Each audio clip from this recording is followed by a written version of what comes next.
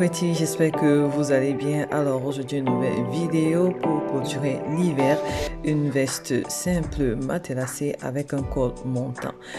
Tout d'abord, j'utilise mon carnet de couture. Pour ceux qui ont leur carnet de couture, n'hésitez pas à l'utiliser.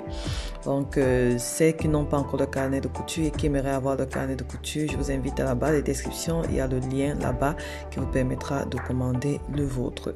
Alors, mon blouson est très facile à faire. J'aurai besoin de la longueur du blouson. Donc la longueur que j'aurais décidé, mais je vais me focaliser beaucoup plus sur l'encolure. L'encolure est juste différente parce qu'elle est un peu montante, mais franchement c'est facile comme bonjour, vraiment très très facile. Donc ma veste, elle sera matelassée à l'intérieur. Donc là j'ai toutes mes étapes que je vais vous expliquer déjà du coup. Tout ce qui est écrit là, c'est ce que je vais expliquer en vidéo. Et voilà mes deux tissus. J'avais rien à acheter, ce qui est une bonne chose. Donc c'est vraiment très économique. Et là j'ai toutes mes explications, les changements que j'ai eu à faire, mon petit patron que j'ai eu à tracer. Donc je l'ai collé là, on ne sait jamais pour des futurs projets. Allez, on va se lancer dans la transformation du patron. Il te faudra ton patron de corsage de base, ton patron de manche de base et le tour sera joué. Alors, je vais commencer par tracer mes deux patrons, le patron de devant et le patron de dos. Ici, je ne vais pas prendre en compte les pinces.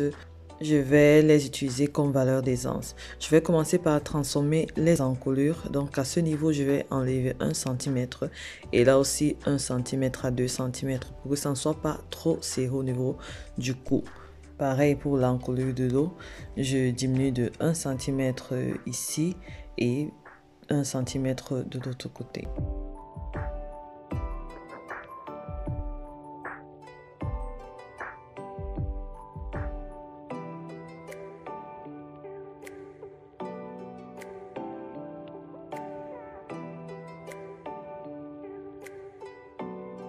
Ensuite, ce que j'ai fait, je suis descendue à ce niveau, au niveau de la manchure.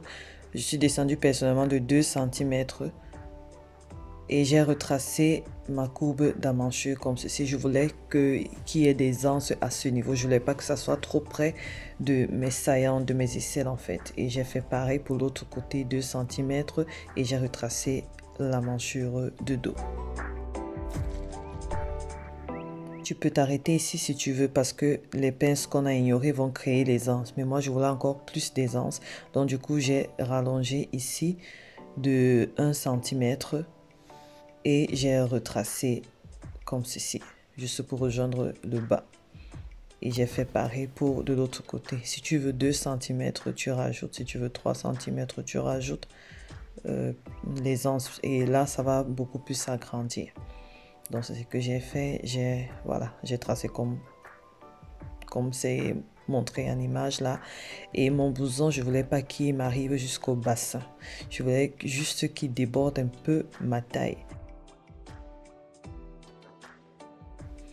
Comme ça, c'est plus visible. Donc, j'ai prolongé ma ligne de taille d'environ 10 cm comme ça là. Donc, je vais retracer. C'est ça qui est en rouge là. Et en fait, voilà. Déjà ici, c'est fini. Si tu veux, tu fais un design. Moi, j'ai essayé de faire un petit design. Vraiment très simple.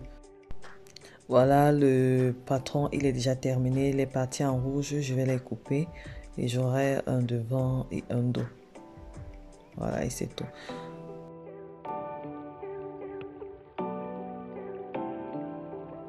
Pour le tracé du col, c'est très facile. Je vais prendre mon mètre ruban et je vais mesurer l'encolure de devant, les nouvelles encolures, l'encolure de devant et l'encolure de dos. Et sur une ligne comme ça, je vais placer la mesure que j'aurais trouvée pour l'encolure de dos. Ensuite, je vais placer la mesure que j'aurais trouvée pour l'encolure de devant. Dès que c'est fait, je vais déterminer la largeur de mon col. Il faut prendre au minimum 5 cm. Moi, j'ai pris 7 cm. Et là, je vais prolonger cette ligne comme ça. Ensuite, je viens ici, cette partie sur le devant. Je vais remonter là de 1,5 cm. Et je vais tracer une ligne comme ceci, qui fait une pente. Et cette ligne du milieu, c'est elle qui va présenter le cran de l'épaule. Ensuite, je vais reprendre une règle. Alors, une équerre et je vais placer comme ceci. Je vais mesurer 7 cm ou 5 cm la valeur que j'aurais pris pour mon col. Trace une ligne comme ceci, de sorte que cette partie soit perpendiculaire à la ligne du bas avec la valeur que tu auras déterminée pour ton col. Moi, j'avais pris 7 cm. Lorsque c'est fait, tu vas juste relier tout ceci. Ça doit être la même valeur partout jusqu'au bout. Et c'est terminé. C'est trop facile.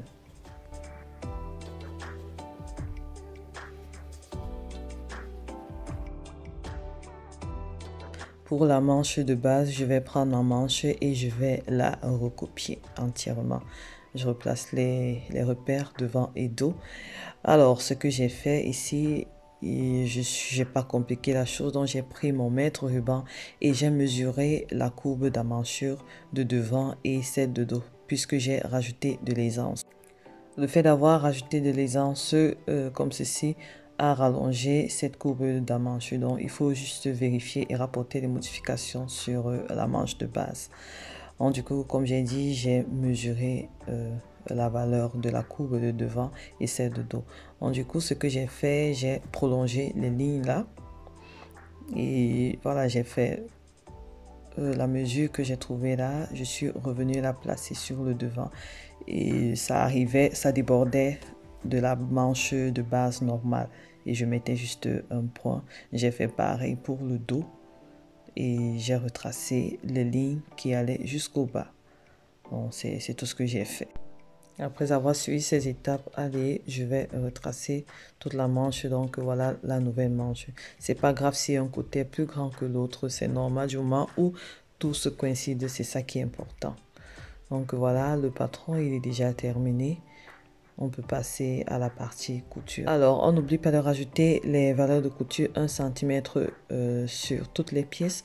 Mon devant, je vais les couper 2 fois. Donc, j'aurai besoin de 2 pièces pour le devant, une pièce pour le dos. Le patron du dos sera coupé au pli.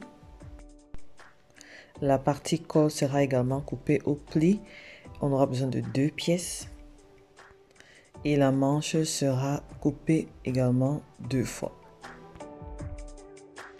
Alors moi j'ai utilisé du tissu wax et un tissu matelassé qui traînait à la maison. Alors sur un autre patron, j'ai rajouté toutes mes valeurs de couture dont j'avais besoin, comme ça c'est plus facile.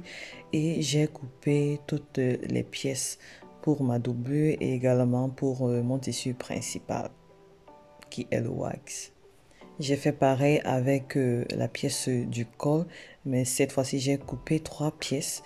J'ai coupé 2 pièces en wax et une pièce avec le tissu matelassé parce que je voulais que cette partie soit aussi chaude en fait. Quand je porte, si c'est que je fais mon blouson jusqu'au cou, que ça puisse chauffer mon cou. Donc j'en ai coupé 3. Ensuite les pièces de ma manche avec le tissu matelassé et le tissu wax. J'ai commencé par assembler les pièces endroit contre endroit, le devant et le dos. J'ai également mis des poches. Je voudrais des poches sur ma veste ou mon blouson. Donc j'ai tracé des poches que j'ai placées. J'ai une vidéo sur la chaîne sur le blouson en wax. Je vais laisser le lien dans la barre de description. C'est le même principe pour placer les poches en fait. Ensuite, j'ai assemblé également endroit contre endroit. J'ai passé à la couture 1 cm du bord. J'ai pris mon col. J'ai d'abord pris un coupon du col avec le coupon matelassé. Je les ai assemblés à 2 puisque je voulais que cette partie soit chaude pour moi. Donc, du coup, c'est ce que j'ai fait. J'ai fait ceci et j'ai passé à la couture à 5 mm autour du bord. Alors, je rappelle ici que toutes mes pièces, je les ai rassemblées déjà. Je les ai cousues, les manches, j'ai monté les manches, tout. Maintenant, je vais monter le col sur chaque pièce. Donc, du coup, je vais prendre cette partie qui est matelassée et je vais prendre mon col que j'ai également rajouté cette partie matelassée. Je vais plier en 2 comme ceci et je vais faire endroit contre endroit. Je fais en sorte que la partie matelassée soit en face de moi, vraiment comme sur l'image. Je vais épingler et je vais passer à la couture à 1 cm du bord. J'applique le même principe pour le tissu principal, mon tissu qui est en wax. Donc, lorsque mes deux cols sont déjà montés, voilà, les pièces sont déjà presque prêtes, je vais d'abord placer une fermeture. J'ai une vidéo sur comment monter une fermeture et j'ai pas mal de vidéos sur la chaîne où je montre comment je monte la fermeture sur les vêtements. Donc, je vais plus remontrer cette partie pour gagner en temps. Donc voilà, tu vas placer ta fermeture sur le tissu principal comme ceci. Tu vas passer coudre jusqu'au niveau du col. Donc jusqu'au niveau du col. Et vers le bas, j'ai laissé 1 cm. Ça, c'est pour la valeur de couture.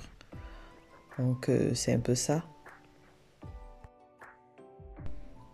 Il faut faire attention lorsque tu montes. Il faudrait que les coutures se coïncident. C'est très important.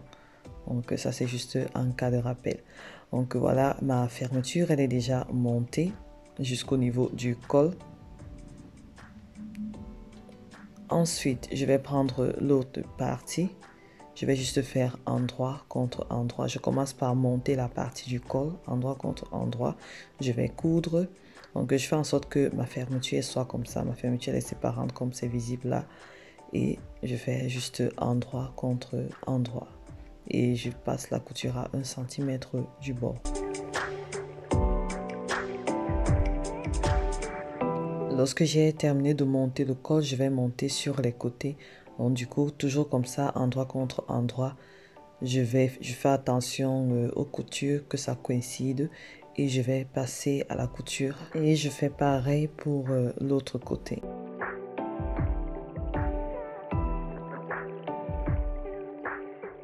Alors, lorsque j'ai fini de monter sur le côté, j'ai doublé ma manche.